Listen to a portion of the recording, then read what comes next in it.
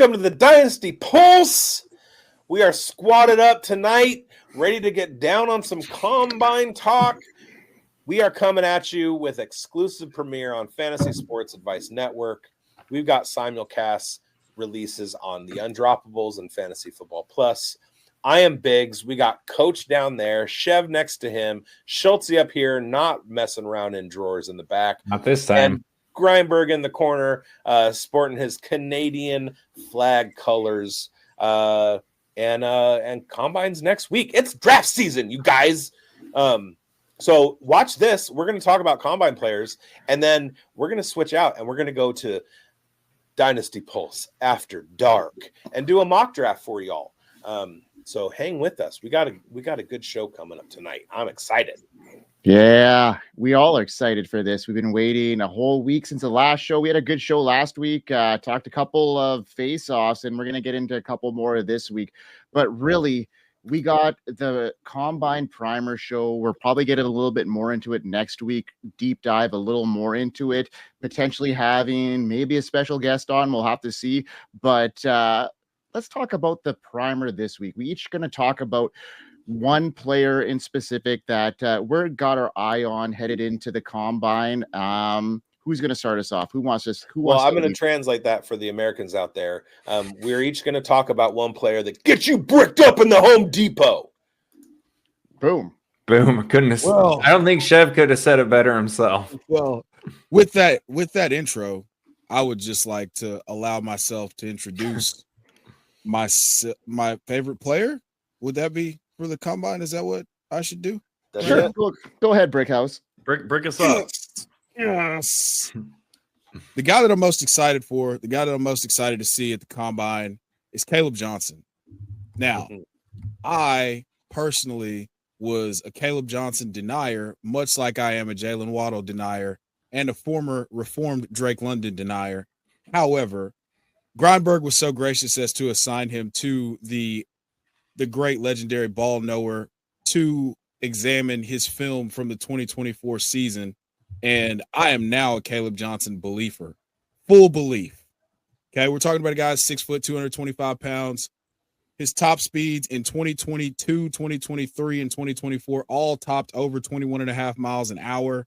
So I'm looking forward to seeing how this guy runs. And I mean, I've moved him up from just a disrespectful ranking, and I apologize to the whole Kaleb Johnson lineage for where I had him ranked at first. And now I'm close to putting him in my top 3 of the class. So I'm really excited to see how he runs. I think he's really going to surprise some people, and he might be challenging Amarion Hampton for the second running back selected in the draft this year. I love that. Last week we talked about Hampton versus Johnson. I split it in a portfolio 6'4", it's razor thin. And it's funny enough, I got blessed with being able to do Amarion Hampton's rookie scouting report. And as I've gone through his report, it actually led me over to Kaleb Johnson. So I really like that. The long speed opportunity is there for Kaleb Johnson. Daniel Jeremiah had a mock where he had all these running backs go. It was Janty, it was Hampton. Hampton went to the Chargers. Janty went to the Steelers. And then Kaleb Johnson not there, notably not there in the first round. I think that could shift around the order of the draft between Hampton and Kaleb Johnson. So to your point, I'm very excited, Chev. Many people are kind of catching on to the fact that Amarion Hampton doesn't have that long speed and he can get tracked down. And I think people are starting to see that there could be a shift there in Kaleb Johnson's favor. What they're hoping for on Hampton's end is that he'll have a 4.4 40 somewhere in the 4.4s. Not so sure that's even going to matter per se, because again, the long speed, open field, it's not Jahmyr Gibbs every single time. He's going to get got. Kaleb Johnson has more of that opportunity. So I like what you got to say there. Heck yeah. Yeah, I've had Kaleb Johnson in my top 5 this whole draft season. I've had him right at number 4. Like he's going to be good. We have to see these combine metrics, but yeah, let's go Hawkeyes. Yeah. I think somebody made the point that he actually made Iowa a productive offense. Yeah, 23 of 40 offensive touchdowns scored By him. and his name is Kaleb Johnson. Yeah. Okay. All right. Now, Schultzy, it's a little bit past Christmas, but you have, something to report? They don't get that reference. Ooh. Okay, for the Americans, I caught it. I caught it. Noel is translated from the French and Canada for Christmas. Come on, dude. I feel like everybody knows about Noel Christmas connection here. I don't think it's that far out there, bigz. But hey, for me, Jaylin Noel is the guy. Now, small slot guy, super shifty, quick, agile. Combine's going to be pretty important as far as how far he can shoot up some teams' boards. And the things I look for from him, I'm intrigued by the 40. I've seen some people knock his deep speed. I'm not super concerned by it. When I watched him on film, maybe they just did a great job of getting him matched up, and it was always in the slot and just get him running right by people. And if it takes a little bit of scheming up for him, like that's fine. Like he's not, that's not his game to be like a deep threat, right? So I do want to see the 40 number to see where that's at. But I think more importantly, we're going to see the 10-yard split, 20-yard split, 3-cone shuttle, the tests that show us what this dude, where his juice is really at, right? And then from that, we're going to build on to an RAS score, and that's going to be very important for Jaylin Noel. So those are the numbers I'm looking for. Like I'm already sold on the guy. I think he's going to be a good receiver. But if we see some explosive like shuttle time, some 3-cone stuff, and then like his RAS score starts popping, he's going to be climbing even more. Yeah, I had a chance to not only watch him during the practice sessions at the Senior Bowl and in the Senior Bowl, but also interview him. And he was a super, super cool kid. He and Jaden Higgins, both the Cyclone brothers coming out. One of the things that just really popped off during the Senior Bowl practices was his route running ability. The dude has footwork for days. I have comped him to like peak Hunter Renfrow as far as his like ability to create separation with his route running ability. And don't worry about his long speed, because on day 3 of the Senior Bowl practices, he was the highest clocked wide receiver. So the guy is fast enough. Whether or not he's going to go out and run a sub 4.3 40, that's not even an issue. We know from Sumer Sports what metrics we should be looking at that correlate to production in the NFL. And for wide receivers, 40 time is not one of the top 5. So do not worry your little head about Jaylin Noel. He's going to be really, really good, very productive in the NFL. Get him into the right fit that is going to keep him in the slot and utilize his slot ability. And we're talking a guy that could get into the 100+ target range very, very early in his career. Hey, this guy could be what everyone wanted Jaden Reed to be, right? Or what Deontay Johnson used to be. That's fair. Ooh. Absolutely. Deontay Johnson thinks he still is. Yeah. Oh, boom. Future Chief Deontay Johnson. That's where Hey, we got to clip that. go to Mike's die. face. Mike's face when you said that. Oh, well. That was great. That was Grindberg, who are you watching? Okay, well, I'm still stinging from the last couple of weeks of the Chiefs Kingdom, and now that kind of bullshit. I'm just joking. No, you guys are good. You guys are all good. I love it. I'm going to be watching Tre Harris, and there's a couple reasons. He's 6'3", 210 pounds. He's got the physical attributes that makes him an opposing presence on the field. Good catch radius, excellent body control. He's a very good contested catch situation guy. And he's got an elite production, impressive 5.12 yards per route run. That stat indicates his ability to generate significant yardage every time he's targeted. So there's some weird situation around him, like why, he's popped off so much. So I'm going to be watching. He's popped off so much. in the brick aisle. And we're going to have to see if he can sustain that in the combine, because, you know, I'm looking for him to stand out. And his PFF grade 95 against man coverage, it highlights his ability to beat tight coverage. His size is everything that I'm looking for. And good size. We love good size. Keep going. 16.1 yards per reception in 2024. He's got the ability to stretch the field, and his physicality and control, it's going to be there. He's got a limited route tree though, and he only caught 70% of his targets last year. So I'm looking for him to have a good performance. He's going to have a defining moment because his size and skill and production, if he tests well, it might address some of his mechanical flaws. So I'm looking for him to test well this week. So amongst his size and everything else. Hey, so I mean, he's getting some wide receiver two like push for some people here, and he pushed himself into the first round, and he goes and tests like it, you know. Yeah, he's going to push himself right up into that conversation. And I think for me, I want to see him on the like running routes and see how smooth he looks doing it. I think when you get a guy his size, if he can go out there and look really smooth and comfortable, I think that's kind of a big deal too. And a lot of scouts get to see him up close and personal in that aspect now.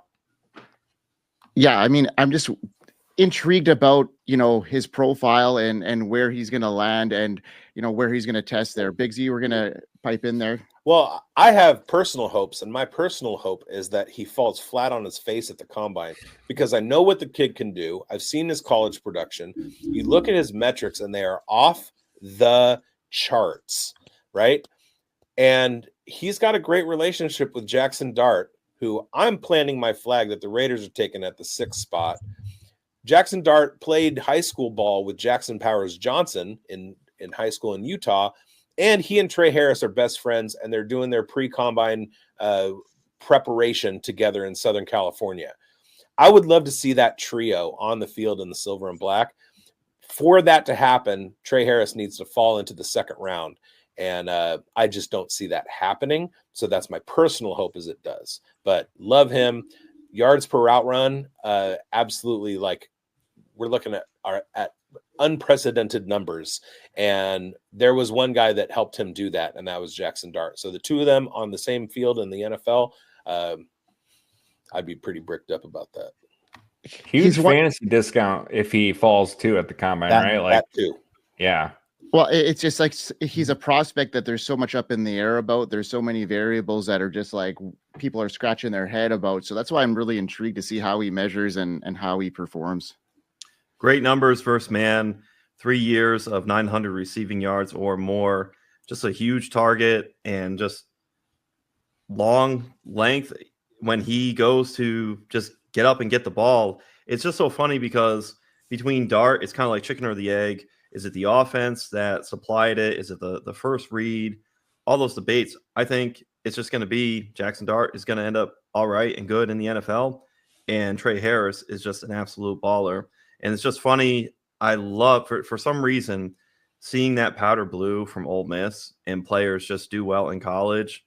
Maybe it's because I fell in love with A.J. Brown, but I really love Tre Harris. And that's a good one to watch.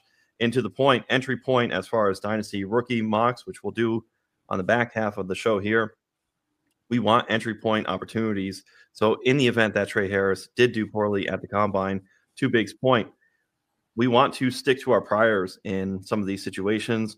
And in this instance, I think it's a clean sweep in agreement that we will stick to our priors on Tre Harris. But good pointing out, Mike, how he's going to do, because everyone, not just us, is going to be bricked up in the cement aisle should Tre Harris go off at the combine. So bigz, you got a wide receiver that you got your eye on, probably for a number of different reasons. You know, he's probably going to be looking to keep up with, you know, other, you know, Texas wide receiver from last year, Xavier Worthy, and we'll see how he measures in the 40 dash. But who you can talk about here? I'm going to talk about Isaiah Bond from Texas. Now, I try my best not to be a helmet scout, but there are certain programs that have certain profiles. You look at Ohio State, and you're going to want wide receivers who were recruited or coming out of Ohio State. for a while, it was you wanted wide receivers coming out of Alabama. We're looking at Oregon having, kind of a year-over-year wide receiver, running back, quarterback that are rated pretty highly. And Texas is right up there. And we have the instance of Xavier Worthy running the fastest 40 time. Now, we know that 40 time doesn't correlate, 40 time at the combine doesn't correlate to NFL production. But by the time of the Super Bowl, Xavier Worthy is probably, because of Rashee Rice's injury, the most hyped wide receiver in that Kansas City wide receiver room. Well, he's got an underclassman who's coming right on his heels at Texas, who has been clocked at a 4.28 40 that could improve on that at the combine. Again, that's not corollary, so that's not what I'm going to be looking for. But if we want a smaller guy, Isaiah Bond is 5'11", 180. If we want a smaller guy who's going to be a slot and deep threat, kind of in that mold of Xavier Worthy, I'm going to be focused on the fact that, number one, Isaiah Bond is the youngest wide receiver in this class. That age correlation is absolutely critical. Number two, I'm going to be watching his vertical jump. Vertical jump is the second most corollary statistic for combine metrics. Bench press, because he's a little guy, but he's going to need to not get knocked over like Xavier Worthy. And if he can show that he has some strength in that little body of his, he's going to be able to beat some press man coverage with upper body strength. And then finally the shuttle, because we need to know that he's going to be able to use footwork right off the line to break that press man coverage and create separation and get open. If he can put all those things together with the top line speed that we know that he has, Isaiah Bond could be a super good value in the second round of your rookie drafts.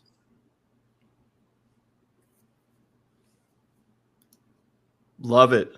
And I have it speaking to, does anybody have anything they want to add to that? Chev? Schultzy's been. Sorry. I like the guy. Schultzy's been the Bond guy, so I expected him to just drop off, some serious ball knowledge here. However, I'll say this. I've been a Matthew Golden guy. However, going into this combine, this is the type of thing that absolutely boosts a wide receiver like Isaiah Bond's profile. Like, I had designs on getting Xavier Worthy last year at pick 38, where we took T'Vondre Sweat, Tennessee Titans. But he runs the record. I mean, he runs a record 40 time and creeps into the first round. The Chiefs trade up. Infamously, we know how that worked out for the Chiefs and the Bills. So I think Isaiah Bond is going to help his stock. Obviously, what he put on film this year at the University of Texas was not the best. He did not have the most stable quarterback play. We'll just say that to not poo-poo on another 2025 NFL prospect. However, he at Alabama, you saw the long speed, you saw the deep speed. I mean, he was the recipient of the Gravedigger pass against Auburn in the Iron Bowl 2 years ago, and now he transfers to Texas, and it doesn't quite work out. But this is one of those ones where we could be looking back at this. We could be looking back at what happened at Texas once football starts happening and be like, what were they doing? Like, how come they couldn't figure out a way to get this guy the ball? And then we could be looking at his value in rookie drafts. Hold on. I ran some ADP, some pre-Senior Bowl ADP. I'm going to pull that up real quick. But looking at where he's going right now in rookie drafts, I think that, yeah, he's going at the 206.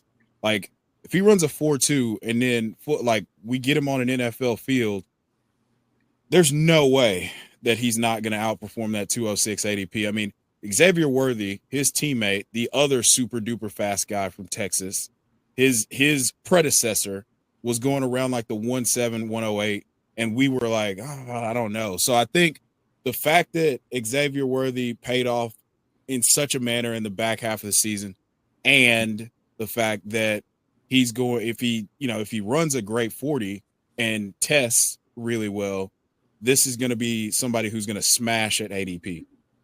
I do have a theory about Texas. I cannot contain my hate for Steve Sarkisian. And over on Player Profiler, I'm working on part of the rookie guide over there, and had a chance today to write up Quinn Ewers, who pre-2024 season, I was looking at going, this is a 5-star recruit, and 5-star recruits hit at a 25% rate in the NFL. He had 3,500 yards passing as a sophomore.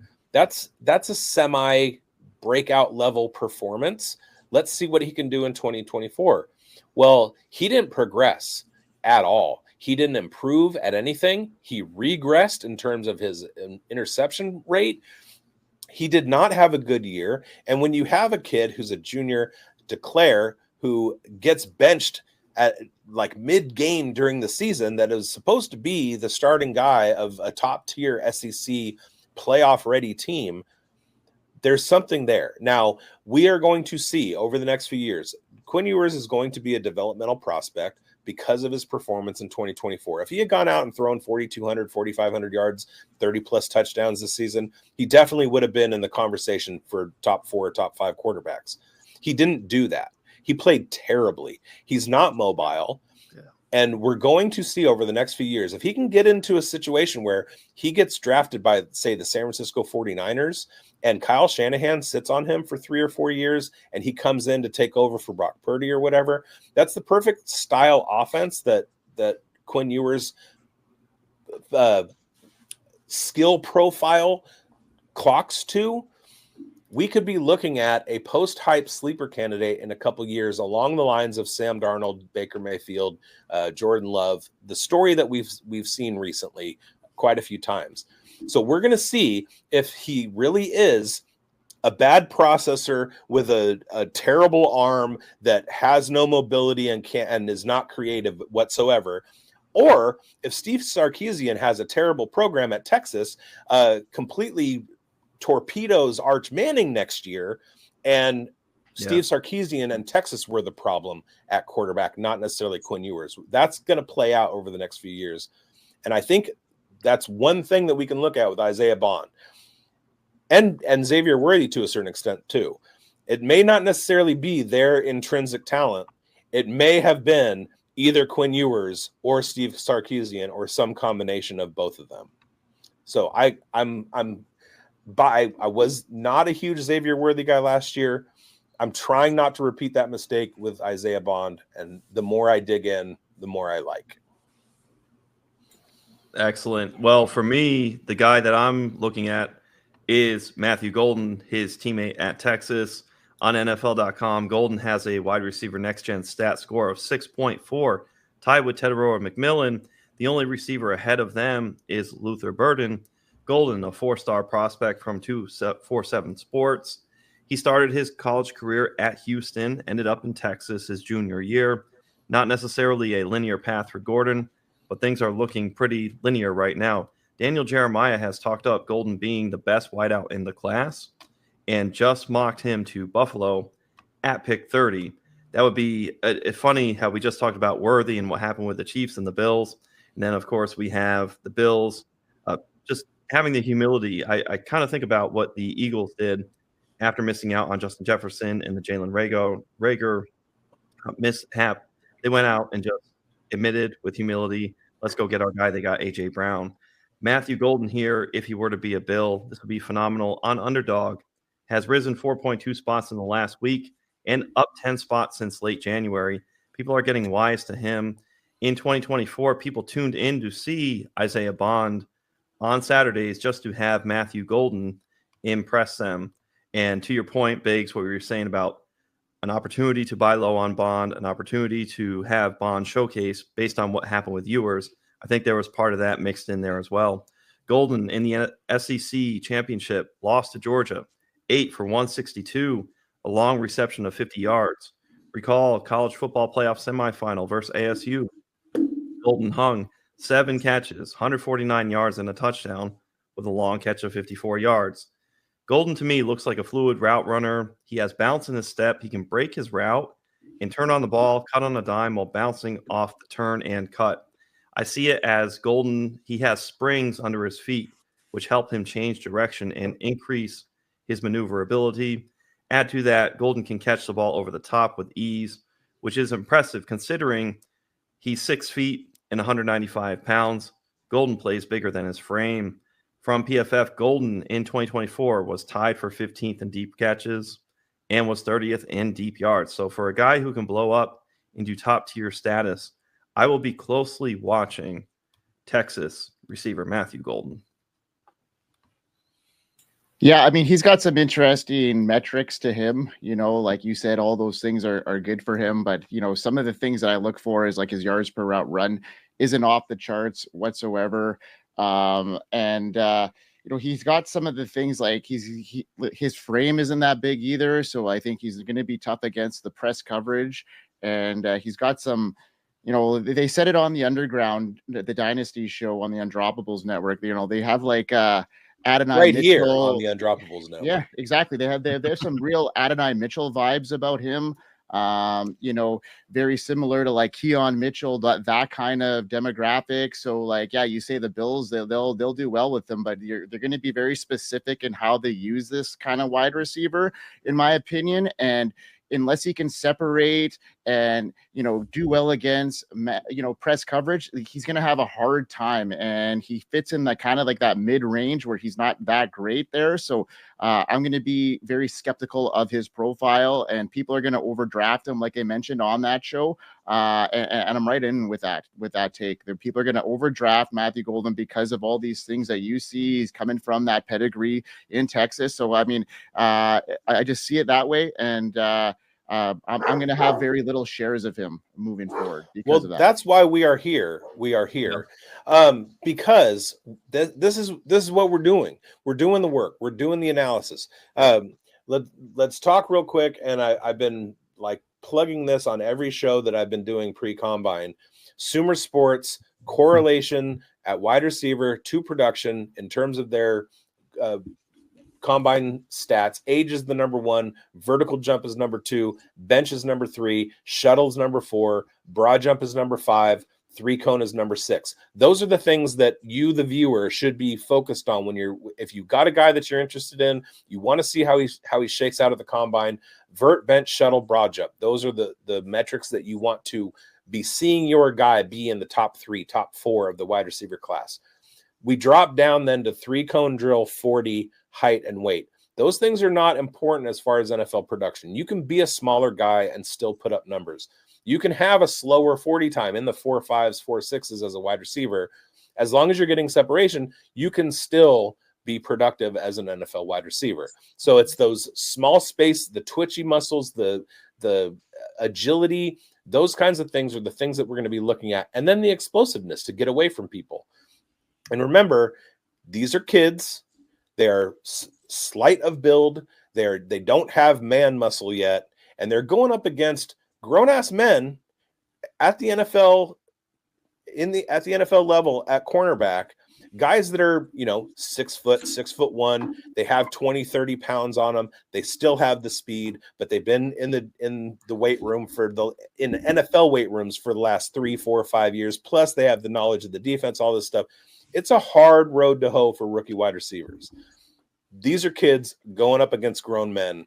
And when you're on the smaller side, it does take a little bit of extra athleticism to win. We'll see if Matthew Golden can do that. I like what you said about the Adonai Mitchell vibes. I missed that on the program, but I got the same vibes from Xavier Worthy last year. And that's kind of what I was saying before. I'm trying not to make that mistake again. I'm trying to figure out where I missed on Brian Thomas Jr. These are all the things that we're going in. And so we want the viewers to be paying attention to these things too, because after the combine, when you watch our shows and we're starting to tell you who popped off at the combine, and these are the metrics that did it, you're going to be in lockstep with us on who the values are, who's going to be overdrafted, all that stuff. Draft season is the best, baby. Hey, and you talked about Texas has a type. And then to Mike's and my points, you need two sides in the market. So the beauty is we can have that side now. And post-combine, we may be in alignment or still in disagreements. And then, of course, that can lay out in your rookie mocks and, of course, in the Dynasty leagues, which you play with. So it's very fun. This establishes two sides, and I love it. Yeah. Yep.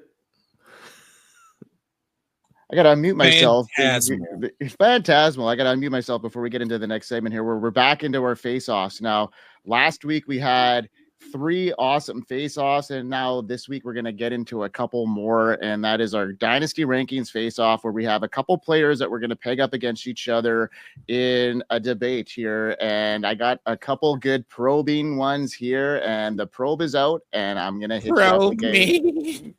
We're going to get probed. Okay, so our first one here is Bucky Irving against James Cook, and these are 2 stars at the running back position who are closely ranked in Dynasty. They offer impressive upside, but different styles of play. Irving, the second year back from Tampa, the burst onto the scene his rookie year, RB16, even cracking the top 10 in fantasy points after the Bucks 12 bye. He's been elusive.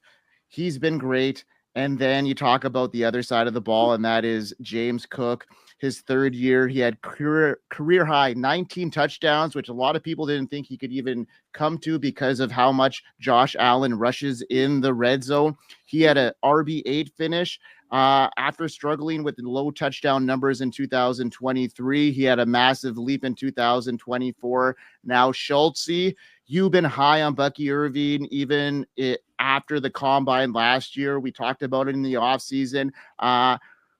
Do you think, his elite tackle breaking ability, his potential to be a true lead back in Tampa, do you see him as having a higher ceiling in 2025 than James Cook, or does James Cook touchdown production and stability in that high-powered offense make him a safer bet in Dynasty leagues? So I think it's the perfect way to frame this. Like, you got James Cook, who's in this high-powered offense, and look, some of the concern going in for me personally was, well, Josh Allen's going to run in for a bazillion touchdowns, and like, is this sustainable for James Cook? And he blew that right out of the water, right? But the touchdown mark, probably not sustainable. I'm sure that's going to regress some, right? He's still going to put up some numbers. He was 8th in PPR leagues this year, 16.7 points per game. And Bucky was 13th in full PPR, 14.4 points per game. So we're giving the edge to Cook on this season, scoring a little bit. When you look at targets, 52 targets for Bucky, 47 catches, 38 targets for Cook, 32 catches. And this is with Bucky getting a little bit of a ramp up period, right? So expect the targets to be favoring Bucky. Touchdowns, we still had 8 for Bucky. I mean, this guy is a big play waiting to happen. And here's where I'm going to give the edge to Bucky. Yards created. That dude is 4th in the league with 1,255 yards created. And on a per touch basis, that was 6 yards per touch created. And that was 5th in the league. And you go over to James Cook at 3.38, and that's 33rd in the league. He created 808 yards total for 25th in the league. So that's your big discrepancy, right? I know Liam Cohen's run scheme was a huge boost for both guys in Tampa, right? But you don't scheme up a guy creating himself that many yards. Like, that's still Bucky Irving being a pure badass with the ball and making dudes miss on his own. That's going to translate no matter what. You cannot count on a guy scoring 16 touchdowns a year. Give me the guy who creates for himself, and he's just shown as a rookie, he's going to be able to be an elite guy at creating opportunities and taking advantage on his own accord. So I don't see that slowing down at all. Give me Bucky. Not so fast, my friend. I have something to say about this. And what I have to say is everything that you said is absolutely right. James Cook had an outlier touchdown season after having an outlier touchdown season the year prior. 207 carries, 1,008 yards, 19 total touchdowns. We can have that number regress a bit because of the fact that, Josh Allen is going to be the primary goal line back.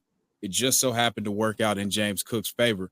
Now, what I would like to postulate to you is, what's the snap share going to look like for Bucky Irving?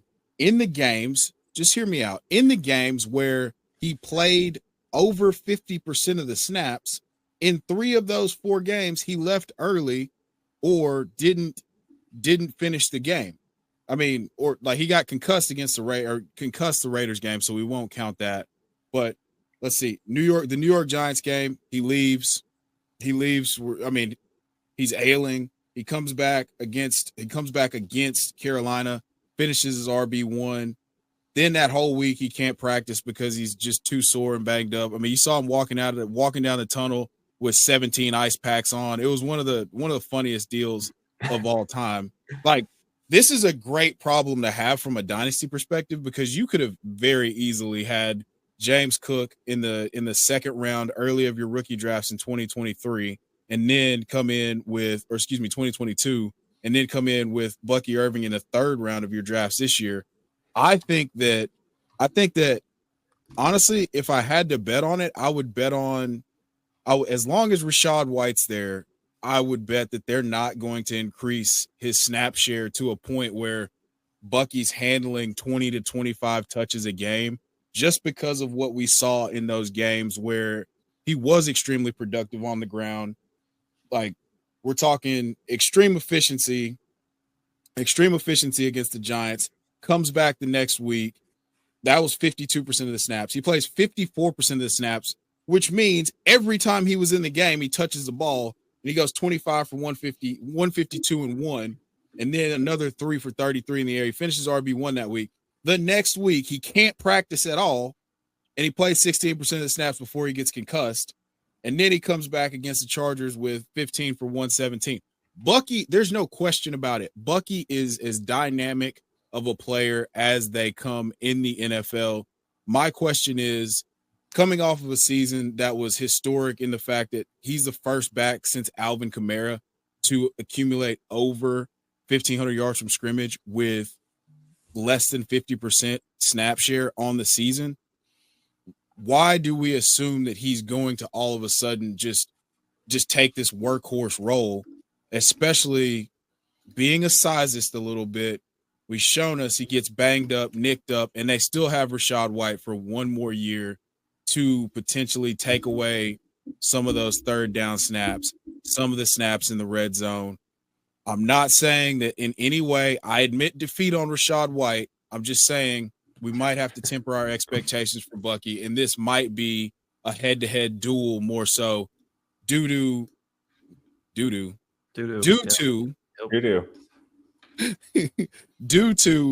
regression to the mean for James Cook, but also the lack of a step forward in touches, total touches for Bucky Irving.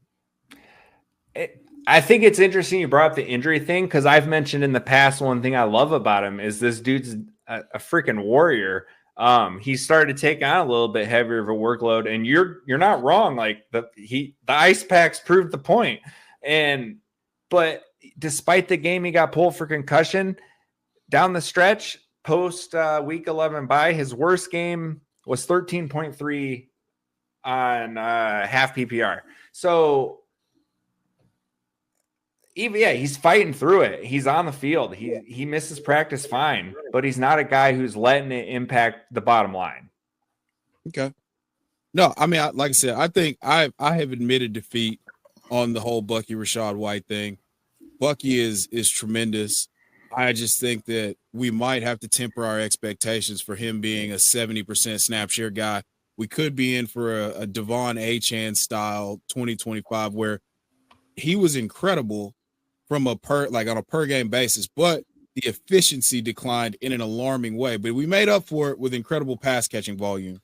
So that's where the point of that was to say, maybe, just maybe, he doesn't take that full step forward into being a full-time bell cow, and that allows me a little bit of room to still be on the James Cook side.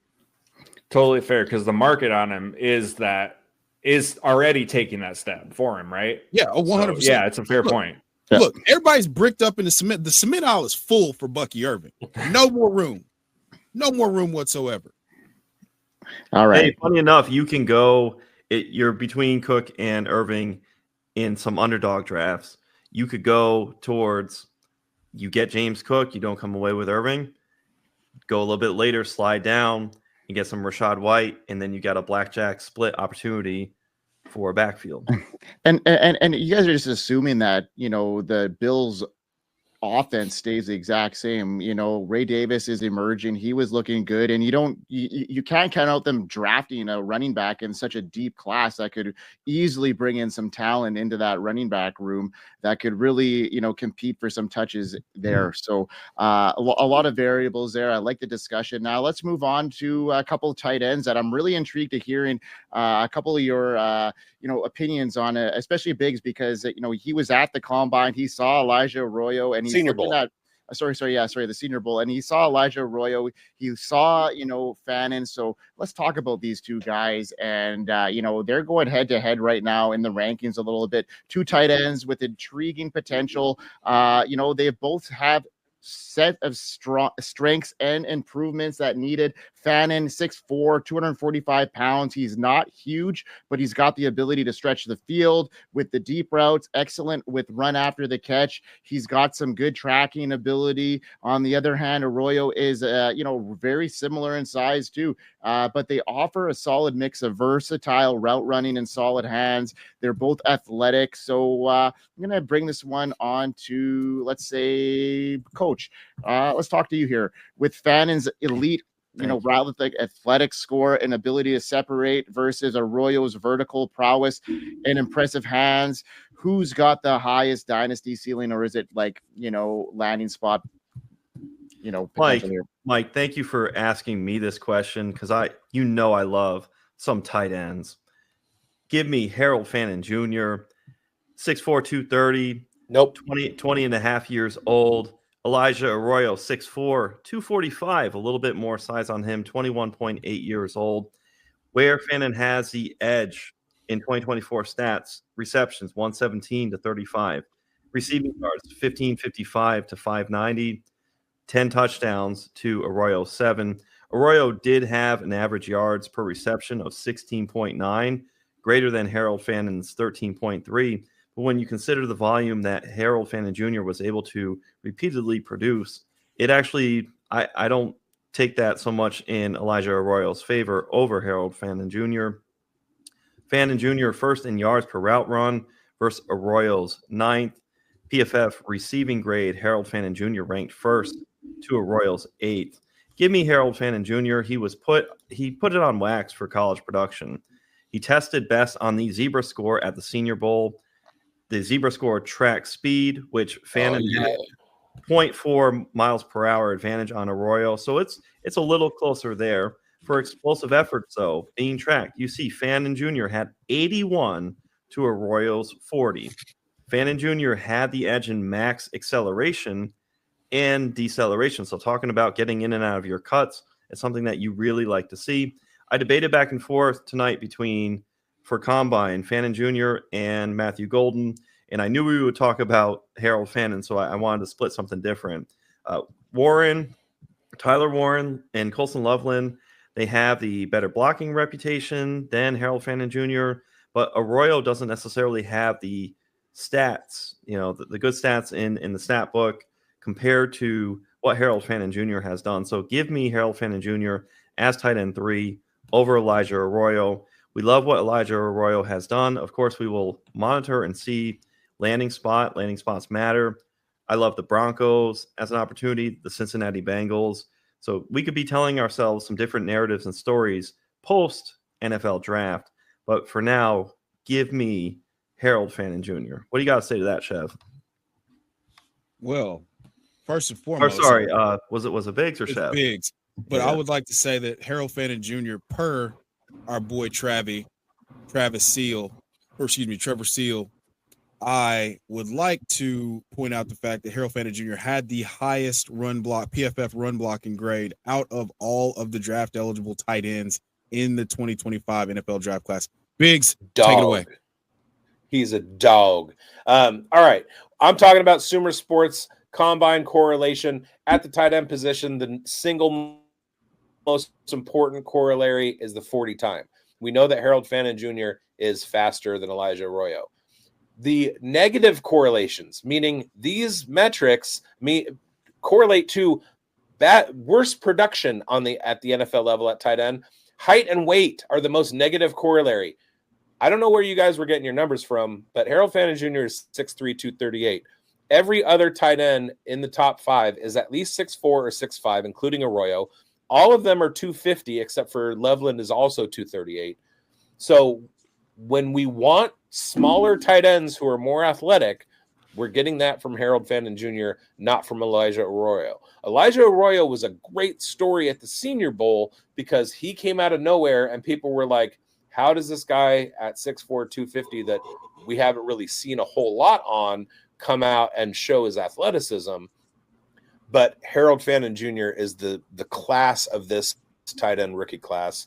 I'm a big Tyler Warren believer, but he's going to have to show out some super incredible athleticism if he wants to overcome how big he is. It's no longer a time for 100 targets to a tight end that is 6'5" and 250 pounds. Those days are gone if they ever existed in the first place. We want guys who are sub 6'4", sub 240 pounds that can run and are athletic, and that's Harold Fannin Jr. He's the most athletic tight end in the class, and he put it on film. I have a feeling he is going to go out and his combine metrics in the 40-time broad jump, vertical, and 3-cone are going to be the best of the tight end class, and he will run away with my tight end 1. That hasn't happened yet, but I can see it happening very easily. And this is just kind of like a good scenario to really temper your expectations after seeing somebody just perform well out of nowhere. You know what I mean? Like how Arroyo did at the Senior Bowl. People are going to have that kind of in the moment kind of bias. And now we're tempering our expectations and coming back to reality. And that's why I kind of put this question on the show sheet. And it was great Discord here. Awesome, guys. Let's move on to our last face-off. And this is a good one here. This one will be quick. This one will be quick. You think so, hey? Because it's Brian Thomas Jr. versus Nico Collins. And, you know, Brian Thomas Jr., he had a great rookie season. He finished as a wide receiver 4 overall, wide receiver 9 in points per game. He averaged 18.5 PPR points per game. You know, he was 31% target share, and in his final 7 games, he was just elite. And now he gets a new offensive coordinator. Offensive head coach in Liam Cohen in 2025. So, you know, there's signs are pointing up for Brian Thomas Jr. after an incredible rookie season. And then you got Nico Collins, who finished really good in wide receiver, 6 points per game. Even though he missed 4 games, he led the Texans passing attack, 2.86 yards per route run. And, you know, we know that Stephon Diggs may not be back next year, and Tank Dell is going to be shelved for pretty much all of 2025. So bigz with Brian Thomas Jr.'s historic rookie season and the potential for growth in a revamped Jaguars offense against Nico Collins' established role as the clear number 1 target in Houston, who holds the highest dynasty upside moving forward. I'm trading my Nico Collins for your Brian Thomas Jr. I'm breaking my fingers smashing that offer. I don't know how this even kind of climbs into the debate or as a debate. Most of the platforms have them ranked right next to each other. There's more separation at Dynasty Process, which I agree with. I look at Liam Cohen moving to Jacksonville, and after a lost season for Trevor Lawrence, who is a generational prospect who hasn't had his breakout yet, he's got a wide receiver who broke out with 16.7 points per game as a rookie, where it took Nico Collins until his 3rd year to start establishing 17-point plus per game production. That's intrinsic in Brian Thomas Jr. That took some getting used to for Nico Collins. Nico Collins has 4 years on Brian Thomas Jr. at this point. 3 years. He's three years older than him or whatever. We're talking dynasty. We're talking somebody who was plug and play production as a rookie versus somebody who took a few years to break out. Now you got Liam Cohen coming to Jacksonville. Brian Thomas Jr. may not necessarily be as tall as as Mike. Oh my God, my brain just went. Mike Evans. But if Liam Cohen wants an every down go-to guy, he's got him in Brian Thomas Jr. That revealed itself last year, regardless of who the quarterback was. Give me Brian Thomas Jr. every single time. And I'm a huge Nico Collins believer. Yeah, that is crazy to me for you to just say that just like it was a no-brainer for you, Biggs. That was it was a probing question for you to kind of, pique your interest. And you were trying to challenge me. I was. And I mean, Nico Collins is in a situation here. He's tied to CJ Stroud. And, I mean, that's kind of like being tied to Aiden O'Connell, if we're being honest. Yes. Cool, man. I don't know about that. Time to buy low on Stroud. That's cool. I mean, CJ looked okay in the playoffs here. You want me to read you the numbers? No, I'm just saying. Yes. I know what his numbers were this season, but he had a decent last couple of games, and after a rookie season, you can't give up on CJ Stroud. And I haven't given up on CJ Stroud, and I love me some Aiden O'Connell. I'm just saying. Okay, yeah, you got him closer ranked, fair enough. But I just think that Nico is a bit closer in the range here, but at the same time, I do agree with you with the Brian Thomas take. We'll take a look at it's not Dynasty, but it's live market. Nico Collins, 8 overall, wide receiver 5 on Underdog. Brian Thomas, 10 overall, wide receiver 7. So they are that close. They're in that tier. And everywhere but sleeper. Somehow sleeper ADP. Nico is wide receiver 17, and Brian Thomas Jr. is like 42. That's insane. Behind Chris Godwin. Wild. Yeah. You mentioned the late breakout versus the instant impact. Look, it took Nico. I love Nico too. It took him to get until he got CJ Stroud, right? We just saw Brian Thomas rip the league to smithereens in the second half of the season with Mac frickin' Jones. Mm-hmm. Former first round Mac Jones. Mac Jones was. Hey, that tweet. Anytime you ever say former first round pick, the guy is turbo mega dog poo. Okay. I love accuracy with quarterbacks, and Mac Jones is one of the historically top 2 accurate quarterbacks in college football. I want to say he either had the record or broke the record for highest completion percentage in a season.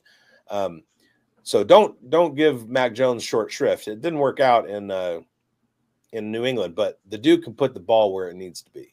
Dude, I watched Mac Jones play half a season of football this season, and what you just said, I'm not buying. I'm not picking up what you're putting down. Fourth most passing yards in a rookie season, Mac Jones. Hey, who's better, Mac Jones or Aiden O'Connell, Biggs? Hey, let's go. I'm taking Aiden every day. There you go. Hey, we gotta get over to we gotta do something else besides talk about Mac Jones and before I start to throw up in my mouth. That's a great Pulse after dark. All right, folks. Thanks for tuning in to the Dynasty Pulse on the Fantasy Football Advice Network, also the Undroppables Network and the Fantasy Football Plus Network. Now, if you want to continue on to the After Dark, we're going to be doing a rookie mock draft, 4-rounder. So stay tuned on the Undroppables and the Fantasy Football Plus Network. From all of us on the Fantasy Sports Advice Network, thanks for tuning in. We hope you win. Peace out. Let's do this draft. Yeah.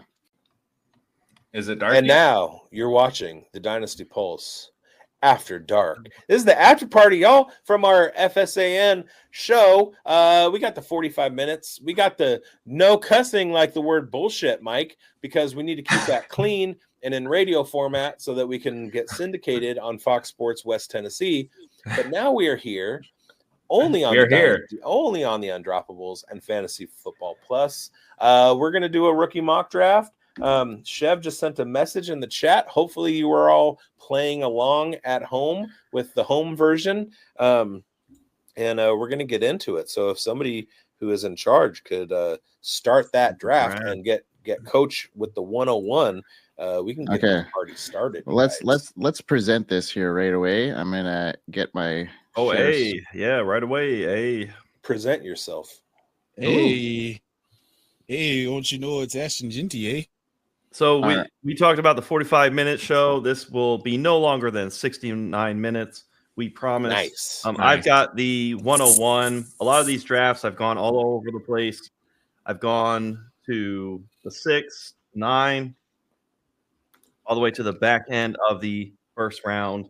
So I'm just going to take it from this vantage point, more so that I can see what I can get from the 2-1, 3-1, 4-1, understanding that 1-1 it's always going to be Ashton Janty. So from that vantage point, I'm going to opportune myself to some Ashton.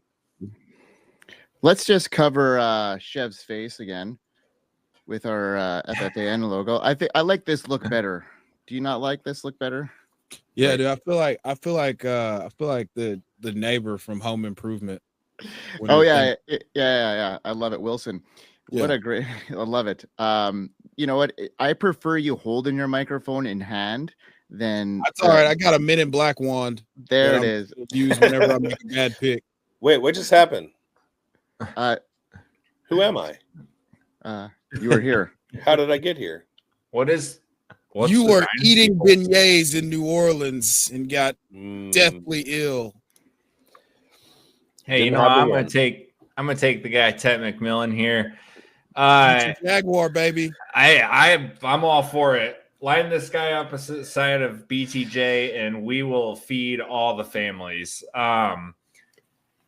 It's kind of tricky here. You could take your RB2. I wouldn't blame you, right? For me, I want the one guy in this class that projects as like the dude at wide receiver. And if I have the chance to take him, I'm going to do that.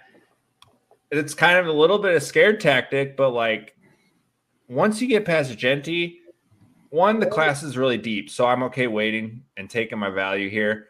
But also a little bit scared to pick the wrong guy, right? Like there's so many options to pick at RB2. I think I'm going to take the safe round. Give me Tet. Here's a question on Tet McMillan. Comparisons to Drake London are out there.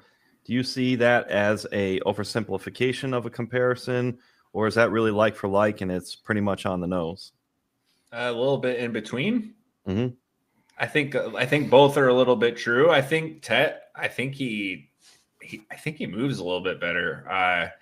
He's got a little bit like deceleration to him, which for big dudes like is kind of not usually there. He's just very fluid. But I don't hate the London comp. But yeah, I think it's a little bit of both. It's funny enough because a lot of people want to see the New Orleans Saints maybe go for Tet McMillan, and it'd just be interesting. It's funny enough. You think of the association of the NFC South, and then of course you have the player comps that are already out there. So just thought that was very interesting. If Derek Carr could be thrown to Ted Rowe McMillan, bigz, how would you feel about that landing spot? Derek Carr heaving that ball up to McMillan. As soon as Derek Carr has a 17-game season like he used to do without getting hurt, if he can be held upright by that offensive line, he's going to be just fine. Throw together a 4,000 yard season. 40,000 would be nice, but I think it's going to be closer. That'd be what Aidan O'Connell would do, right? Correct. But in the 4,000, 4,200, 4,500 yard range for the season, probably approaching 30 plus touchdowns. I like that, and if he's got Tet McMillan and Chris Olave to do that with, on top of getting some value added check down stuff from Alvin Kamara, he's right back in my top 15 wheelhouse. Man, Chev, are you about to get Dumb and Dumber sniped by Dustin here with your boy? Let's see what happens here. First of all, your boy, our fellow tweeter from another network, our fellow tweet brother. He didn't do it. No, I mean, and now I have to make a terrible choice here. Grindberg, why don't you talk about your pick here? Well, I mean, pontificate on what I'm going to do here. For me, I got a lot of these guys. Like, this is more of a tier for me, and it's going to be based on right off a landing spot. I could have probably picked Kaleb Johnson. I could have picked Travion Henderson, in my opinion. All three of those guys are in the very similar tier. Right now, I just like the upside that Omarion Hampton has as a workhorse running back. I do like Kaleb Johnson. I'm just going to be more like landing spot dependent at this stage. I mean, both Hampton and Johnson are both like, almost very similar profiles in how they are sized up, and one's got a little bit more of a catching upside in Hampton, and I like that profile. He could be more of a 3-down back, and it really just depends on where these guys land, in my opinion. And I like the tier system, and Judkins can be part of that tier also, in my opinion. But I really have Johnson, Hampton, and Henderson kind of firmly there at this stage of the game. Mike, question for you. Kaleb Johnson gets selected by the Minnesota Vikings. How hyped are you?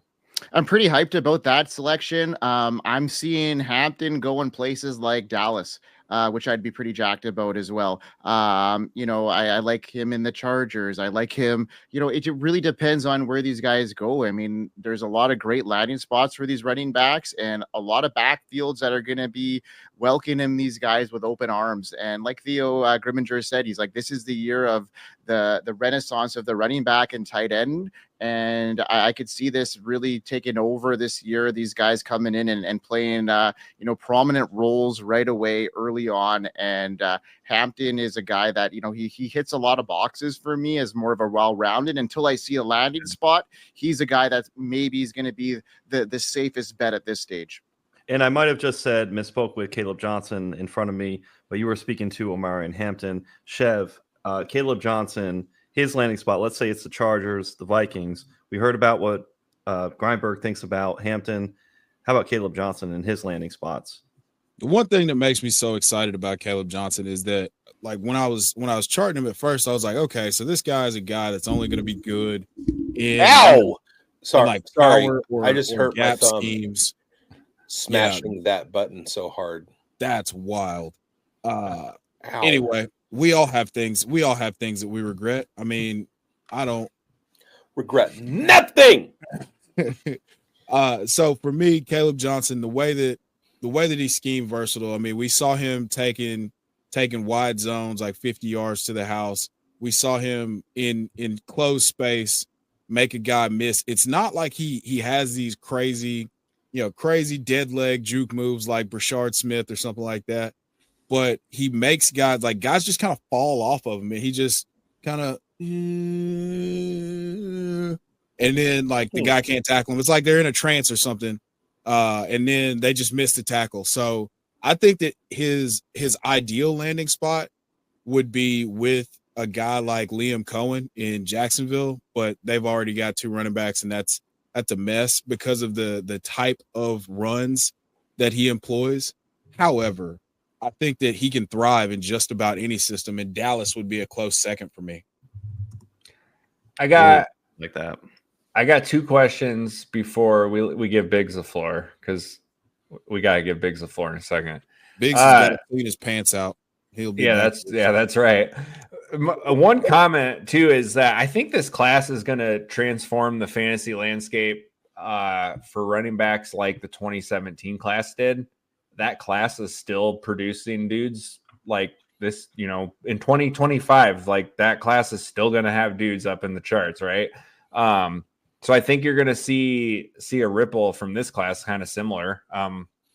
But Kaleb Johnson, question I have there, and I don't know how true this is. I just saw it being floated on Twitter.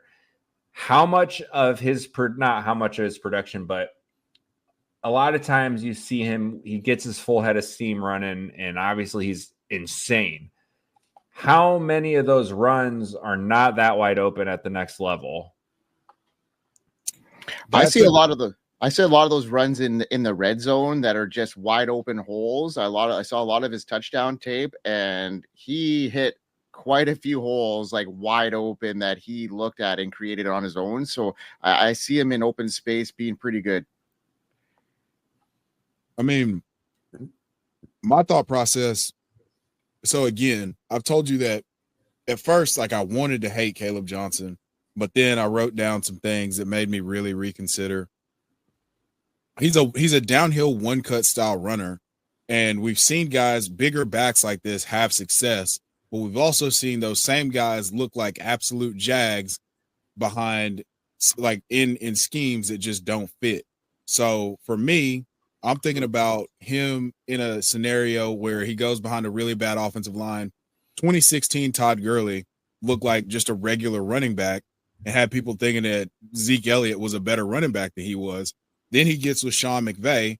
All of a sudden, he's world beater Todd Gurley. He's giving you 50 burgers in the fantasy championship. And everybody's like, oh, this is one of the best running backs I've ever seen. And he finishes his career out as that before, his knees just, got grinded into oblivion. So I think that if he lands in a place where they're willing to allow him to build, like Derrick Henry looked like a regular running back until they decided to just do things that worked towards his strengths.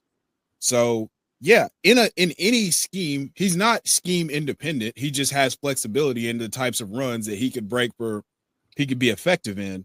But no big back is going to be really effective in a scheme where they just have to like stop, start, jump cut, do this, do that. Like nobody's Saquon. And I think that's what the expectation, like I was grading him very, very harshly. So that's all I'll say about that. That's fair. My other question. So we just saw Tyler Warren go at 105, which I mean is fair. What's the ceiling? Where are you drafting him in a full tight end premium? That's honestly, that's a great question. And I feel like, depending because on, I feel like the argument could be all the way up to 2. Yeah, that's what I was going to say. I was like, honestly, depending on landing spot, I'd be willing to go 2 or 3.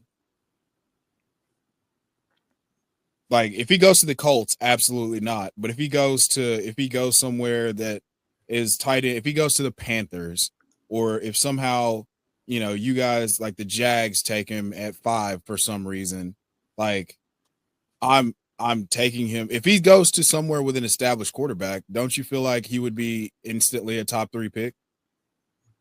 Oh yeah, with the premium, absolutely, yeah. Yeah, he'd be perfect for the Raiders. No, I like him tight end, established quarterback already. Aiden O'Connell. No, just their history of drafting, the leading tight ends from each college season. I really like him in that 4 or 5 spot. I'm not going to be taking a running back in the first round. I feel like the value at wide receiver and tight end is going to be the positional value is going to outweigh what I can get later on, especially when I'm considering later round running backs. I feel like, yes, Genty and Hampton may undercut that a little bit. Those are 2 guys that can probably produce right away. Other guys are going to be kind of landing spot, scheme dependent, that kind of thing. But we know about quarterback value and how that carries year over year, especially with guys that go in the first round, whether they're good or not. Justin Fields is still a name, even though he's one of the least efficient quarterbacks in the history of football. And wide receiver, you got Luther Burden in the first round, Emeka Egbuka in the first round, Tet McMillan in the first round. There's no reason to take a running back over those guys. And then you have Tyler Warren. You got Harold Fannin Jr., Colston Loveland. I'm looking quarterback, wide receiver, and tight end in the first round, and punting running backs until later. And here's a question with Travis Hunter, his news. I know this was an auto draft pick, 109. Do you see Travis Hunter falling in ADP into the back third of the first round, or even early second? How far will he fall, do you think? I wouldn't draft him. Yeah, there's 0 chance that you could draft him right now and feel confident about it. Yep. Unless there's some sort of defensive scoring attached to your league. Now, or just a major slide, right? I mean, if he's sitting there in the 3rd round because everyone's saying, I'm not touching him. Well, shit, I don't care. I'm going to touch him then. Yeah, my home league is you touch him. You put your I said it. My home league is a dynasty with IDP, and I would take him in that just because we have one defensive back spot.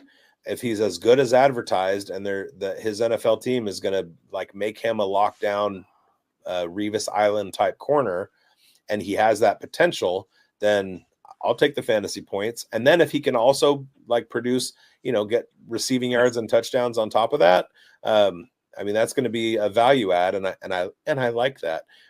But drafting him as a wide receiver in a non-IDP league, especially given the fact that he's not going to work out as a wide receiver, and NFL teams are telling him you're a cornerback, not a wide receiver, it's just not a chance I'm willing to take. IDP question. Was Darrelle Revis a good fantasy player if they don't throw the ball at him? Like, if Travis Hunter is that lockdown guy and doesn't see a ton of targets, is he even going to be right? Well, is he going to be a great fantasy guy? Are you saying the little bit of offense would help push him over? Well, I just in general, like, what's the barometer on him as an IDP guy? Because if he turns out to be that badass lockdown corner who doesn't see any attention, to me, as a guy who doesn't play IDP, I would hear that as, oh, shoot, I don't want him if he's not going to have the opportunity to rack points, right? There are two things that work there. Number one is the fact that defensive back and cornerback specific positions in IDP are your least productive. They're also your hardest to predict, because so much is based on tackles as a floor and interceptions as an unpredictable ceiling. Okay. So there were guys like last year, like Reed Blankenship, that I benefited from because I would get mostly terrible cornerback or defensive back play, and then Blankenship kept like getting pick sixes and things like that. Cooper DeJean, most of that Philadelphia defense. Keyshawn Nixon is another guy if you're in an IDP league that uses return yards and stuff like that. Yeah.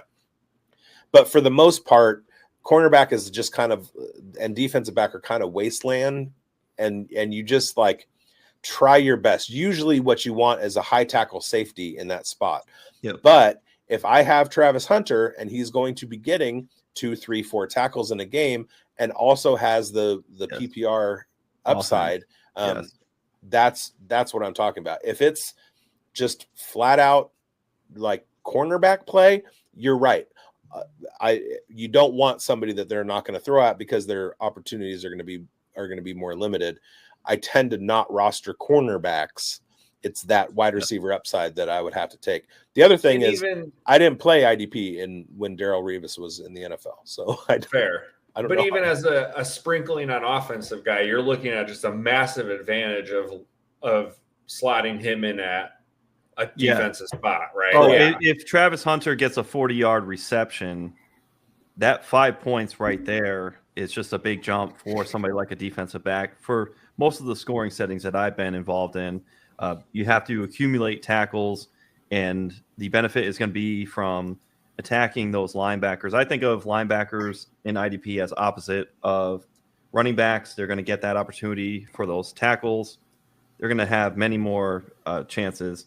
A cornerback isn't necessarily going to be physical like that. Like you said, there could be some interceptions, but to Biggs' point, you would be willing to take that risk at the cornerback level for the amount of offense that Travis Hunter could absolutely pay off. If he lands in the end zone, double-digit points for a defensive back, yes. Sign us up. Your ceilings are in the 6 to 10 point range, and you're only going double digits if there's like an interception and a pick six from defensive backs. So anytime you can get double digits is good.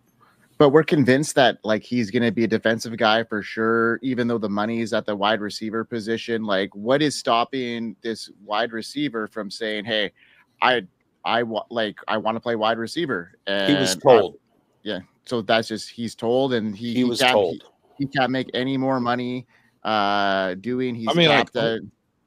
Who told him that though? Like, so he's gonna work out. I don't know how true this is, but now it said he was gonna work out as a wide receiver and a DB. I think that I think his ceiling as a receiver is a lot higher than people are giving him credit for. I mean, I do too. We did a mock draft a few weeks ago where I took him as, what was that, the 101, the 102, something like that. Yeah. Just because, like, he's good. Yeah. So like him saying that I want to be a wide receiver where the money's at and get paid like a wide receiver, like I don't think that's out of the question of him putting a stand on that. Like I don't know. Like and you know, we know these alpha guys that are, you know, divas in the NFL.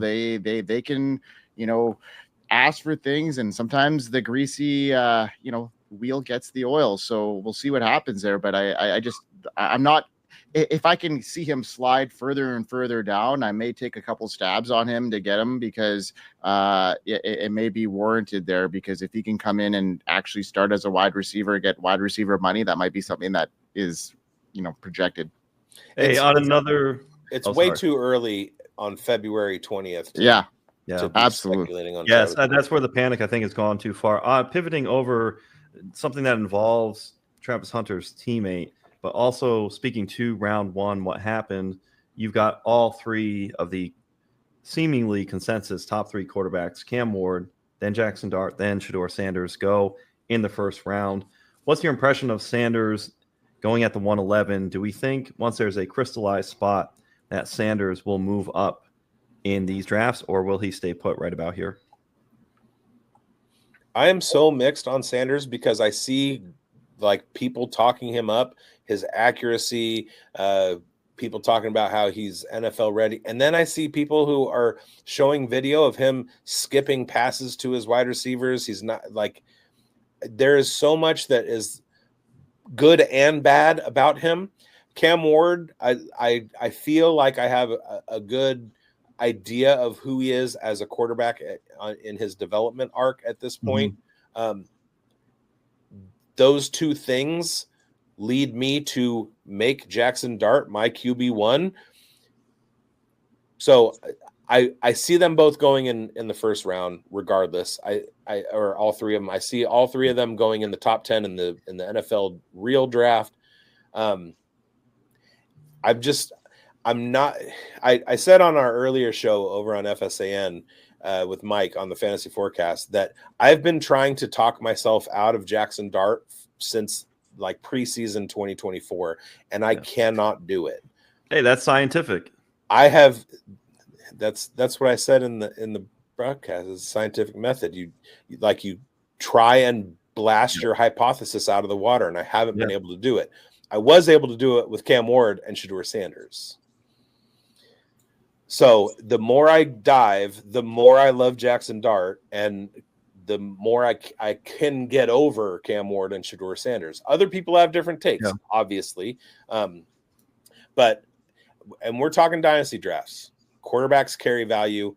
Even if Jackson Dart comes out and completely shits the bed, 2026, he's going to carry a whole lot more value than a lot of other guys. And I'll just say, Shedeur Sanders there, let's put ourselves in the shoes of the 111 drafter. Just a good pick to make, even if they're not in on Shedeur Sanders, because to your point, bigz, you're going to have that carryover and multiple opportunities to exit and sell at quarterback. So, and it was the case last year where guys were taking Bo Nix with the 11 and 12. Bo Nix or Drake May were both going in those back two picks in the first round. And look at where those owners are right now. They finished with a top 10 quarterback because of the rushing upside. And Drake May didn't realize that, but he can do it. You know what I mean? So as much as I hate on Sanders, I can't argue with the value there. And then we see Isaiah Bond going at the 210. Do we like that there? Do you? I don't know. I really like Dylan Sampson and Jordan James.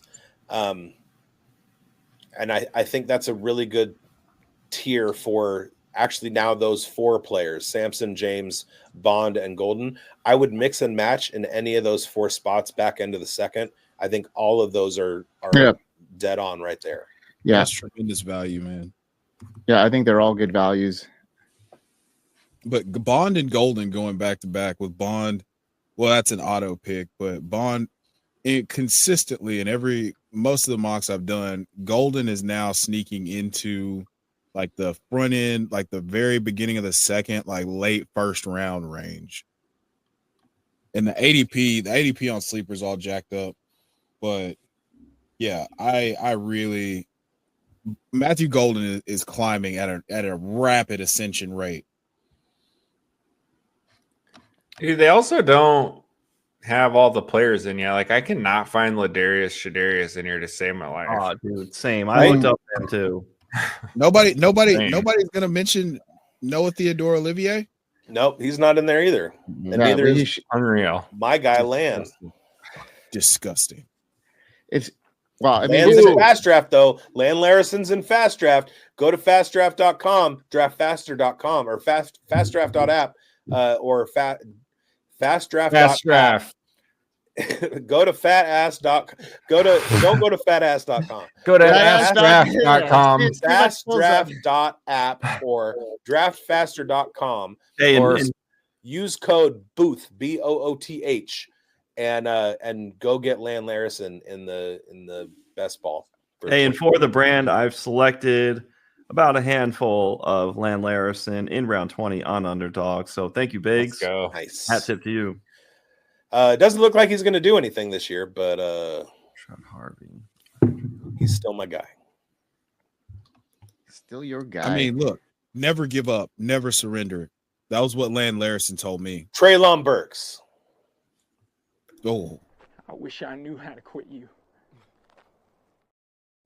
Never surrender. oh, it's on me. Oh, yes. Yes. Yes. No. No, I don't know. What was I thinking? Thinking that, oh, never mind. He went in the beginning of the second round. I thought he was still there. Yeah, I'm gonna go with my guy here.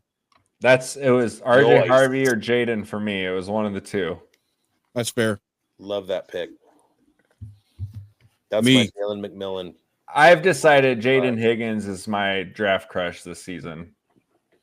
Hey, that's a good draft crush to have, brother. Yes, I love I him. think we're all in agreement. Can we sweep it? Hey, and Higgins is he 6'4"? Yeah, 6'3". So what do you think of the narrative that he's just a longer receiver? You miss out on the Tep McMillan. You get a body type, arch type like Jaden Higgins. How do you like that discount? I love Love it. He's gonna blow minds and surprise the hell out of people. Brashard Smith goes. Nobody's gonna see him coming. What do you think of did that, Chev? Who did that? Who did that? None, that's my none of us. Your boy Rick. Brick. Yeah. Of course, it was Brick. Yeah, I think you texted him and told him to take him. I absolutely did not. I would never try to not get Brashard Smith, but Jaden Higgins was available, and normally he's not at this point in the draft. So I had to make a choice between my two favorite kids, and I let one go off the cliff. Fortunately, he was caught by A friend. a dear friend and co-host. Yeah, that's his name, right? Co-host. Co-host. He didn't I have a really name. love Too Much Brian's auto draft right there. Well, sometimes the Mike auto draft Evans, is smarter bold. than- No, he's got Luther Burden, Jalen Royals, and the upside of Isaiah Bond. Oh, I was looking at we got Oh, Thomas auto. O'Brien right next to Too Much Brian. Yeah, That messed me up. There's just too much freaking Brian on this show. It there's always right. happens, and why do we have to do to get rid of the Bryans? They're both on auto draft. Like, fuck, we don't even need him in the draft to begin with. So just too much. I'm gonna switch it up with some Jack Batch. nice. Bash. Every time I hear his name, I just hear from Shoes. I had a bet slap you, shitbag. What's funny, Coach, is that you weren't in the recording of Fantasy Forecast today, in which Jack Besh was my number one combine wide receiver to watch, and I was talking about the scientific hypothesis blowing it out of the water. I had a premonition. That's all I can say. You're like on it. No! Had a dream. Hey, we need that Men in Oy. Black segment for Biggs right now. Yeah, Yeah, exactly. whatever just happened. All right, you guys, don't sleep on Raheem Sanders. Rocket Do not standards, do it. baby. I say his Do name's not do Rocket. How You can want we a sleep on post-hype that? sleeper? It's Rocket. God damn it. I thought for sure he was going to last. Well, That's what she there's said. a first time Yeah. for everything. Biggs is not winning the mock. Rockets. No, I'm still going to win because I'm going to Rockets don't pivot last. and still win. Grindberg, you've been really quiet. What are you doing? Are you just trying to build He's a watching monster? hockey. Oh, great pick. Woody Marks. Love it. Woody Marks. Woody Marks is the Land Larison of Austin Eckler. What the hell just happened there? Sorry, yeah, I'm in tune to a certain hockey game that's going on right now. Not Woody Marks. I was thinking of the other, the Delaware kid. Woody Marks is the USC guy. He's Correct. Former Former Mississippi State, and I've had a couple of Woody Marks in my day. Hey, he was nice. He was nice when I talked to him. Okay, here we go. No Devin Neal yet. There's no Devin Neal went. Oh, he's been down gone. 203. I didn't. Oh, there he is. Okay. Yeah, you must be on the Canadian stream of this. Yeah. I'm sorry to do this and win yet another mock draft, but I didn't see Elijah Arroyo was there. Whoops. To get Aronde in the Gadsden, fourth is incredible value in in a tight end premium. Yeah, I would have taken him over Gunnar Helm, but I just didn't see him. He must have been way buried in there. to get Gadsden as tight end, what's that, 7 or 8? Yeah. That's ridiculous. He could, and then 2 picks later, DJ Giddens, just laughably, this class is just a double stack. I've heard people talk about it's like 2 running back classes into one. And it's just like laughably good that you can get DJ Giddens in round 4. Well, let's talk about who's still on the board. Yep. Kyle McCord, Will Howard. You got Kal-El Mullings. Hey, Savion Williams is interesting. Savion Williams, he would have been my pick if Gadsden had been taken. Trevor Etienne is still there. Ladarius Lemarius is still there. You got to scroll down a little bit for him. You got to tap the rookie button 7 times in order to make in order for his profile to pop up. Very big hands, probing hands. How many running backs have gone? That's 3, 4, 5, 6, 7, 8, 9, 10, 11, 12, 13, 14, 15, 16, 17, 18. Is that 18? I can't see the whole thing because 18 pending this pick. D's 19. Yeah, 19. So 19 out of 48. Is that right? And Trevor Etienne is still there. Early declare, BMI of 30 plus, like catches passes, good body control in the air. He's still not drafted after 4 rounds. I think honestly, he's going to be one of those guys that either hurts or helps his draft stock tremendously with the combine. I'm pretty sure he's going to help it. Because I say that because if he would have just come out in that 2024 draft class at like left Florida and just come out instead of transferring to Georgia, I feel like he's probably a day 3 pick. And now we're talking about him being a day 3 pick to more along the lines of undrafted. And it doesn't make a ton of sense. I've always liked his game. I don't think that Georgia allowed him to be his best self or whatever it was, it kept him from being the premium version of Trevor Etienne. I think that he could help himself a lot, reminding people that he was one of the premier backs in his class coming out of high school and his first 2 years at Florida. That's an interesting point about if he had come out last year. And I was thinking about Travion Henderson, and because we keep talking about the depth of this class, and man, just it speaks to the power of the NIL and where the college game is at that Henderson came back, because where would he have gone last year, right? Like where would he have been ranked in that class? Like Travion would have been the RB1 in that class. Right. And the dude's a beast, and now he's almost an afterthought here. He's not in a lot of. It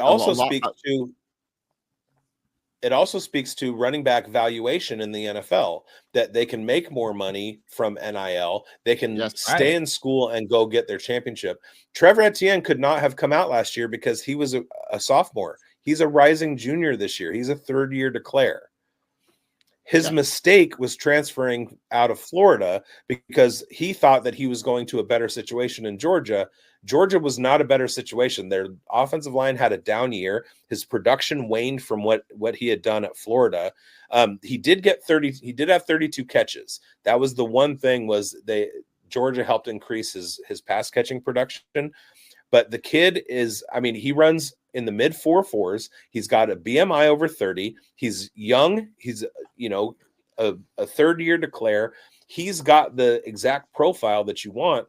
And that just, this running back class is 20 plus deep with guys who can play right away. I watched Trevor Etienne up close. He's a short little guy, but he produced on the field. He looked the part. It was, I mean, he's gonna be in a good productive running back in the NFL. Yeah, and the thing about it is with this nil contract thing that we're talking about here is like they're allowing these running backs to stay in college a lot longer. It's actually increasing some of these contracts for a guy like Saquon Barkley this year. So hopefully that inflates things moving forward for these running backs and giving it a little bit more longevity in the long scheme of things here. Love it. Absolutely. What do we got? I'm going to bounce because I got another show to do. I'm going to go watch Severance. I'm going to go watch Bye, guys. Canada win in overtime. Let's go. All right.